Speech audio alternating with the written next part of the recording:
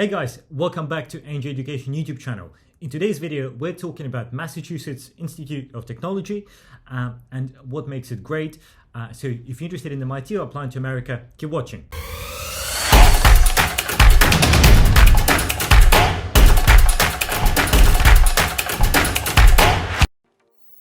Okay guys, so many of you have heard about MIT, which is located just outside Boston. And MIT, like Harvard, are actually located in Cambridge, Massachusetts, not in Boston, Massachusetts. So if you ever travel there, if you meet people from Cambridge and you say MIT is from Boston, that's a big no-no. You're going to piss some people off because MIT is actually in Cambridge, which is a separate town that happens to be right next to Boston, that connected via the underground, the subway, the T-line, whatever you call it. But it's actually in a separate town.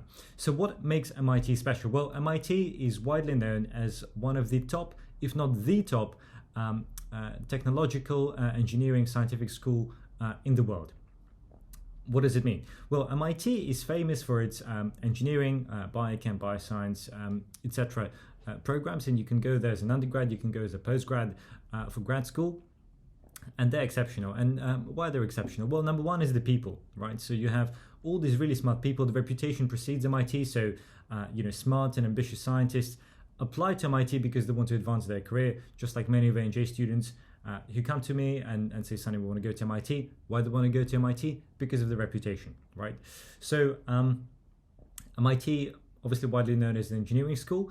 However, what few people know is that engineering actually also has very strong humanities divisions, English, history, that you can apply for, but very few people think of it and declare, English major or sort of humanities majors when they're applying to MIT for undergraduate. So do your research. Don't just view MIT as a science, as a tech school, because there is a lot more there. Now, an important thing to remember with MIT is that for postgraduate applications, so you can obviously apply for your undergrad. For postgrad applications, there is just a lot of funding that's available. Just like with other top unis, the Stanfords, the Oxford, Cambridge, you have a lot of money swimming around. So if you're thinking of doing master's, PhD, chances are you will be able to secure some sort of financial support available. Now, it's not guaranteed, and you need to get in the first place. But what makes MIT great? You have a lot of industry links. Department of Defense in the US supports a lot of programs. Obviously, the military has always funded a lot of research.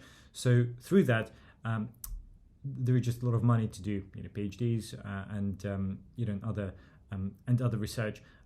But again, it's not automatic, so you kind of have to do a lot of work there. And the third point I wanted to mention today, so the first main one about MIT for undergrad having other than science majors. For B, what makes MIT special, mainly for postgrad, is just a huge ton of money that's available.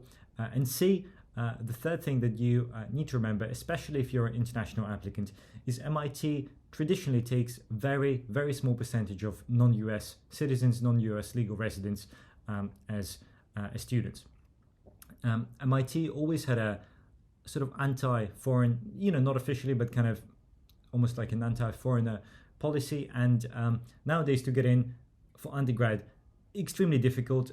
You need to be winning some serious international Olympiads, representing your country in maths, chemistry, physics, whatever it may be.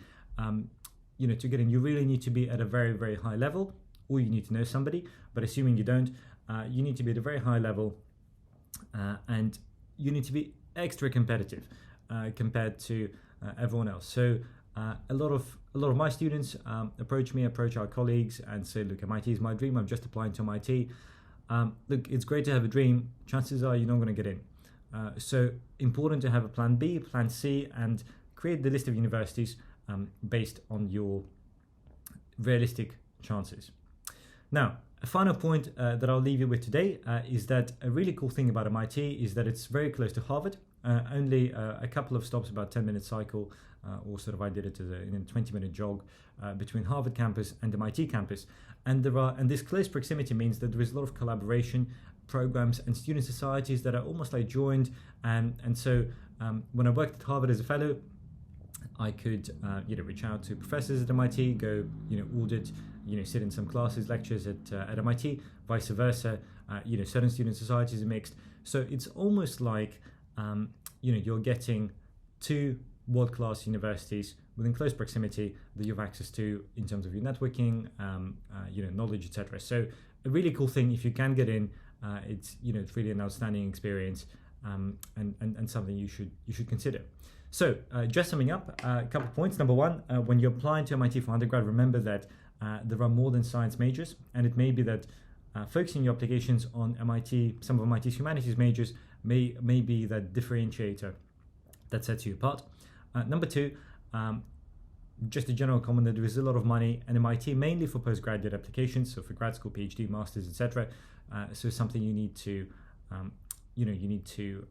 consider.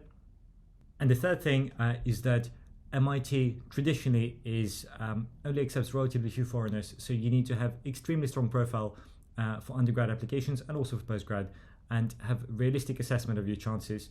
So do not just put all your eggs into one MIT basket, and consider hedging your bets.